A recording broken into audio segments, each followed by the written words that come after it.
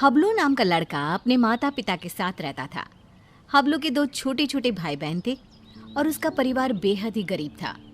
माता पिता कपड़े धोने का काम करते थे, जिससे उनका गुजारा बड़ी ही मुश्किल से चलता था। कुछ दिनों से हबलू के माता पिता की तबीयत खराब होने की वजह से उसे ही नदी पर जाकर कपड़े धोने पड़ते थे। एक दिन की बात है, हबलू नदी के किनारे बैठकर कपड़े धो रहा था। ये जिंदगी भी कोई जिंदगी है, लोगों के कपड़े धोना। अगर कपड़े अच्छे से ना धुले तो लोग कितना सुनाते हैं और ऊपर से उल्टा पैसे भी नहीं देते। कपड़े धोने की वजह से नदी का पानी गंदा हो जाता है।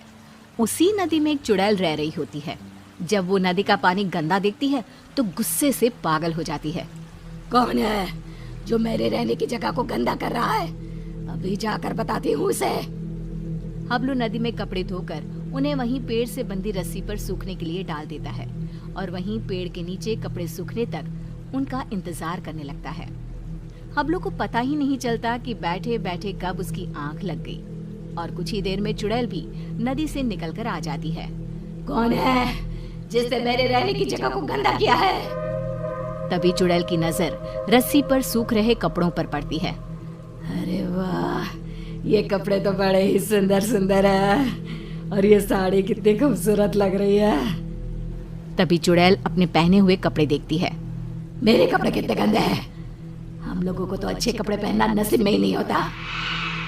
तभी चुड़ैल कपड़े देखकर सोचने लगती है, क्यों ना इनमें से एक कपड़ा चुरा कर मैं पहन लूं, कौन सा इस लड़के को पता चलेगा। चुड़ैल जल्दी से रस्सी से एक साड़ी उतारती है और नदी में ले जाकर पहन कर देखती है। ये साड़ी मुझ पर कितनी खूबसूरत लग रही है, इसमें तो मैं एकदम हूर की परी लग रही हूँ। फिर कुछ देर बाद हबलू की आंख खुलती है। उसे पता नहीं चलता कि कब शाम हो गई। अरे शाम हो गई, समय का पता ही नहीं चला। अब जल्दी से कपड़े उतार कर घर चलता हूँ, नहीं तो रात हो जाएगी। हबलू रस्सी से कपड़े उतार कर घर चला जाता है और घर जाकर कपड़ों की गिनती करके उन्हें एक गठरी में बांधने लगता है। 1 2 3 और ये 5 और ये 9, ये कैसे हो सकता है? मैंने तो 10 जोड़े कपड़े धोए थे, इनमें तो एक कम है। दोबारा गिनता हूँ, कहीं मुझसे कपड़े गिनने में भूल ना हो गई हो। हबलू एक एक करके दोबारा कपड़े गिनने लगता है, पर इस बार भी कपड़े 10 जोड़े की जगह 9 जोड़े थे। कपड़े कम होने की वजह से वो परेशान था। ये सब सोचते सोचते उसे कब नींद आ जाती है पता ही नहीं चलता। अगली सुबह हबलू फिर से कपड़े लेकर नदी पर धोने के लिए चला जाता है और जैसे ही वो कपड़े धोने लगता है, नदी का पानी कपड़े धोने की वजह से फिर से गंदा होता है। ये देखकर नदी में रह रही चुड़ैल आग बबूला हो जाती है। ये लोग मुझे चैन से रहने भी नहीं देते। आज फिर ये लड़का कपड़े धोकर मेरी रहने की जगह गंदा कर रहा है। आज मैं ऐसा सबक सिखाऊंगी कि ये कपड़े यहाँ धोना ही भूल जाएगा। हबलू के कपड़े धोने के बाद वो उन्हें पेड़ से बंधी रस्सी पर सूखने के लिए डाल देता है। जब तक ये कपड़े सूख रहे हैं, मैं यहीं पेड़ के नीचे कुछ देर आराम कर लेता हूँ। हबलू वहीं पेड़ के नीचे एक कपड़ा बिछाकर लेट जाता है।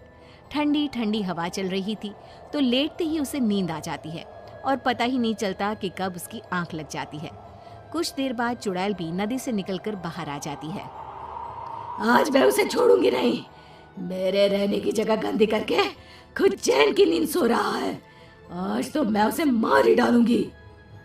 चुड़ैल हबलू को मारने के लिए आगे बढ़ती है तो रस्सी पर सूख रहे कपड़े देखकर रुक जाती है। अरे वाह, आज भी सुंदर सुंदर कपड़े सूख रहे हैं।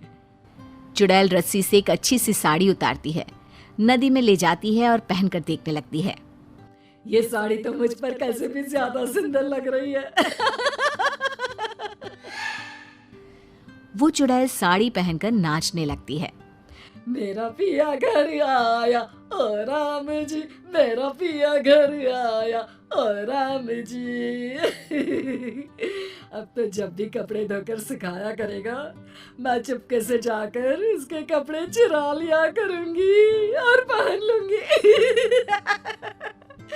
उस लड़के को पता भी नहीं चलेगा कि उसके कपड़े कौन चुरा कर ले जाता है।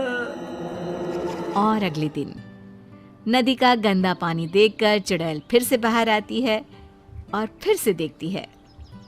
ये लड़का आज भी कपड़े सुखाकर सो रहा है। इस तरह से चुड़ैल हर रोज चुपके से जाती, एक अच्छा सा कपड़ा उठाती, नदी में ले जाती, पहनकर देखती और खुश होती। जब हबलू सोकर उठता तो वो एक जोड़ी कपड़े गायब पाता। कपड़े चोरी होने की वजह से हबलू बहुत ज्यादा परेशान हो जाता है। समझ में नहीं आ रहा कि मेरे कपड़े कौन चुरा कर ले जाता है। अगले दिन हमेशा की तरह वो कपड़े धोता है और उन्हें पेड़ से बंधी रस्सी पर सूखने के लिए डाल देता है और पेड़ के नीचे कपड़ा बिछाकर लेट जाता है। सोचने लगता है कि आखिर कौन है जो मेरे कपड़े चुरा रहा है और मुझे पता भी नहीं चलता। ये सब सोचते हुए हबलू को नींद आ जाती है। गंदा पानी देखकर चुड़ैल बाहर आती है और ध्यान से सभी कपड़ों को देखने लगती है। तभी उसे एक लाल रंग का सुंदर सा लहंगा पसंद आता है और वो उसे अपने ऊपर लगाकर देखने लगती है। ये लहंगा तो बहुत ही सुंदर है, इसे पहनकर तो मैं रानी लगूंगी, रानी। इस लहंगे को पहनकर अपनी चुड़ैल सहेलियों को जाकर दिखाऊंगी। जब वो मुझे इस लाल लहंगे में देखेंगी तो मुझसे जल बुन जाएंगी।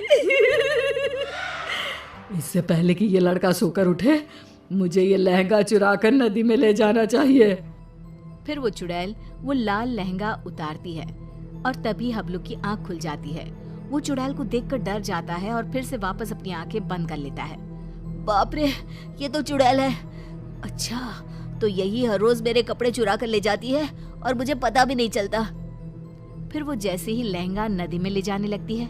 अरे, ये लहंगा लेकर कहाँ जा रही है? ये लहंगा तो जमींदार की पत्नी का है। अगर मैंने उसे लहंगा नहीं लौटाया तो वो मुझे जमीन में जिंदा ही गड़वा देगा। नहीं, वो लहंगा मुझे चुड़ैल से वापस लेना ही होगा। पर कैसे, समझ में नहीं आ रहा। वो लहंगा मैं चुड़ैल से लूं तो कैसे लूं? हबलू बाकी के कपड़े उठाकर घर ले जाता है और रात को लेटा हुआ चुड़ैल से पीछा छुड़ाने की सोचता रहता है। तभी उसके दिमाग में एक तरकीब आती है। हाँ, ये ठीक रहेगा। इससे चुड़ैल कपड़े भी नहीं चुराएगी और हमेशा के लिए वहां से चली भी जाएगी। फिर जैसे ही सुबह होती है, हबलू हमेशा की तरह कपड़े धोकर रस्सी पर सूखने के लिए डाल देता है और पेड़ के नीचे जाकर सोने का नाटक करने लगता है। लगता है आज फिर इस लड़के ने कपड़े धोए हैं। चुड़ैल नदी से निकलकर बाहर आती है तो देखती है कि रस्सी पर केवल आज दुपट्टे ही दुपट्टे सूख रहे हैं। ये क्या, आज सिर्फ दुपट्टा?